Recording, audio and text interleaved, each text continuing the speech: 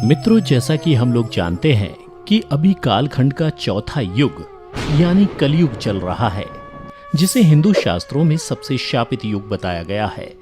ऐसा माना जाता है कि कलयुग जैसे जैसे अपने चरम पर पहुंचेगा, वैसे वैसे धरती से धर्म का नाश होने लगेगा और कलयुग के अंत में भगवान विष्णु कल की अवतार लेकर पुनः धरती लोक पर धर्म की स्थापना करेंगे। परंतु आज की इस वीडियो में हम आपको बताएंगे कि महाभारत काल अर्थात द्वापर युग में भगवान कृष्ण ने कलयुग के बारे में कौन सी कड़वी सच्चाई बताई थी, जिसे अधिकतर जनमानस नहीं जानते।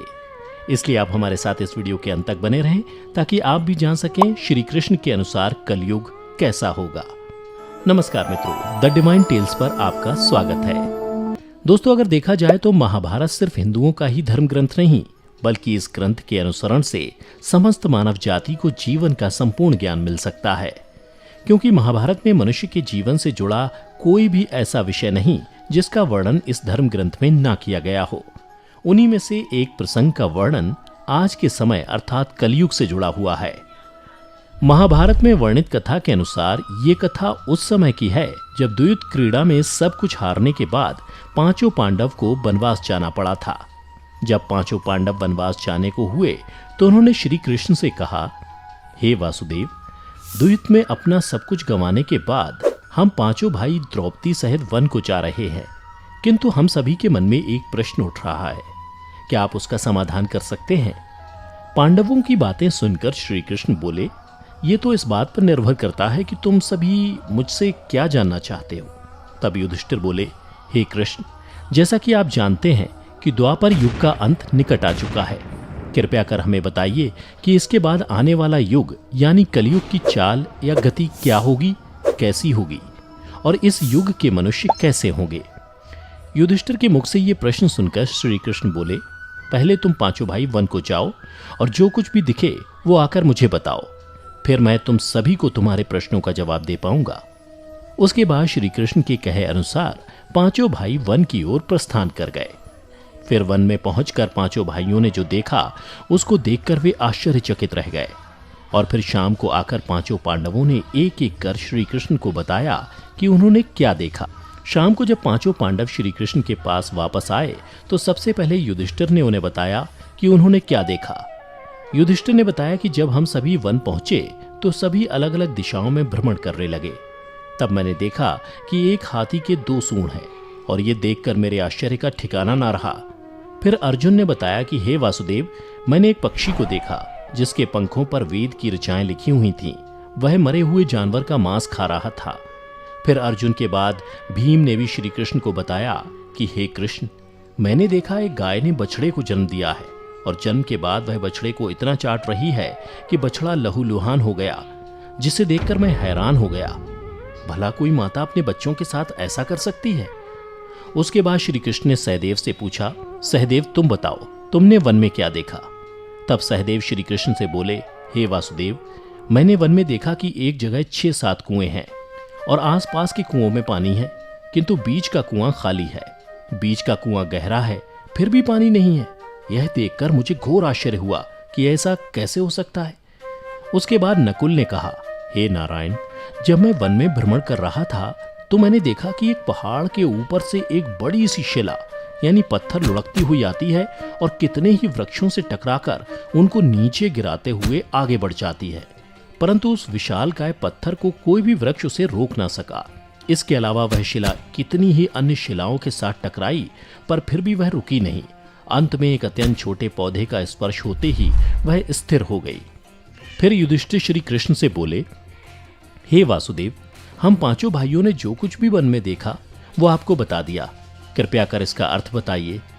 तब श्री कृष्ण ने युधिष्ठिर से कहा, हे धर्मराज, जैसा कि आपने कहा कि आपने 2 सूंड वाला हाथी देखा, जिसका ये अर्थ हुआ कि कलयुग में ऐसे लोगों का राज होगा जो बोलेंगे कुछ, करेंगे कुछ। कलयुग के शासक अपनी प्रजा की सभी तरह से शोषण करेंगे। उनके मन में कुछ और होगा और दिखावे के लिए कुछ और करेंगे। अर्थात कलयुग में शासकों के लिए आम लोगों का कोई महत्व नहीं होगा, वो बस राज करने के लिए शासक होंगे। फिर श्री कृष्ण अर्जुन से बोले, हे धनंजय, जैसा कि तुमने देखा कि एक पक्षी के पंख पर वेद की ऋचाएं लिखी हुई थीं, लेकिन वह मरे हुए जानवर का मांस खा रहा था, जिसका अर्थ ये हुआ कि कलयुग में ऐसे लोग होंगे जो बड़े ज्ञानी और ध्यानी कहलाएंगे, किंतु उनके आचरण राक्षसी होंगे। कलयुग में लोग पंडित और विद्वान कहलाएंगे, किंतु यह विचार चलता रहेगा कि कोई मरे और उसकी सारी संपत्ति उसके नाम हो जाए। अर्थात कलयुग के मनुष्य धन और संपत्ति के लोभी होंगे, भले ही उनके पास कितना ही ज्ञान क्यों ना हो। इसके अलावा हे अर्जुन, कलयुग में हर जाति धर्म के प्रमुख पद पर बैठे लोग विचार करेंगे कि कब कोई किसी पद से हटे और हम उस पर विराजमान हो जाएं। कलयुग में ऐसे लोगों की संख्या बहुतायत होगी, कोई कोई विरला ही संत पुरुष होगा।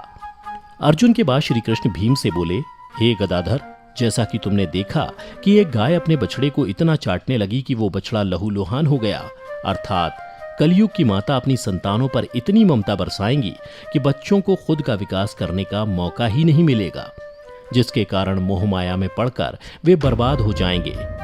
इसके अलावा किसी का बेटा घर छोड़कर साधु बनेगा तो हजारों व्यक्ति दर्शन करेंगे, किंतु जब मनुष्य का अपना बेटा साधु बनेगा तो रोएंगे कि मेरे बेटे का क्या होगा। इतनी सारी ममता होगी कि उसे मोह माया और परिवार में ही बांध कर रखेंगे और उसका जीवन वहीं खत्म हो जाएगा। अंत में बेचारा अनाथ होकर मरेगा।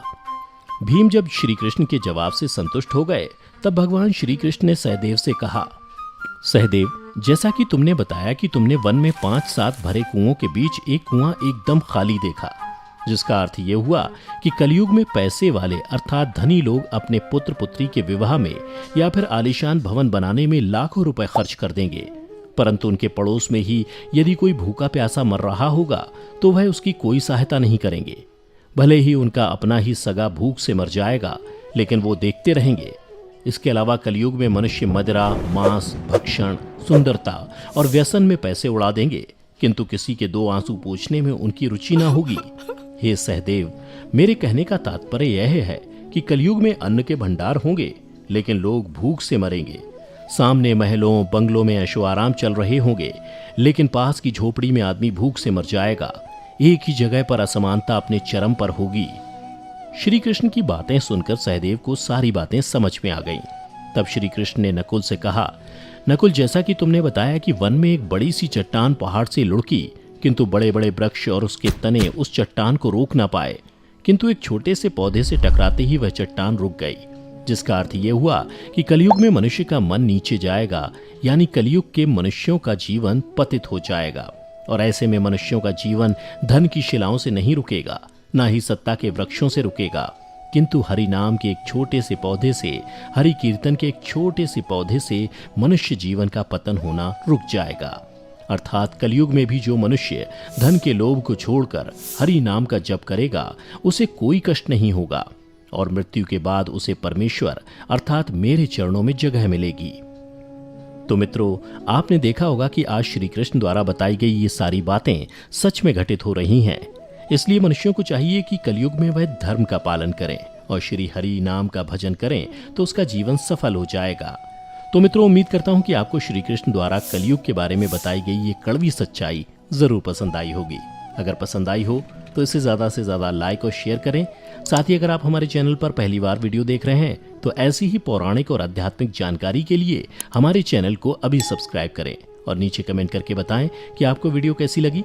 फिलहाल आज की वीडियो यहीं समाप्त होती है। अब हमें इजाज़त दें। वीडियो को अंत तक देखते रहने के लिए आपका बहुत बहुत शुक्रिया।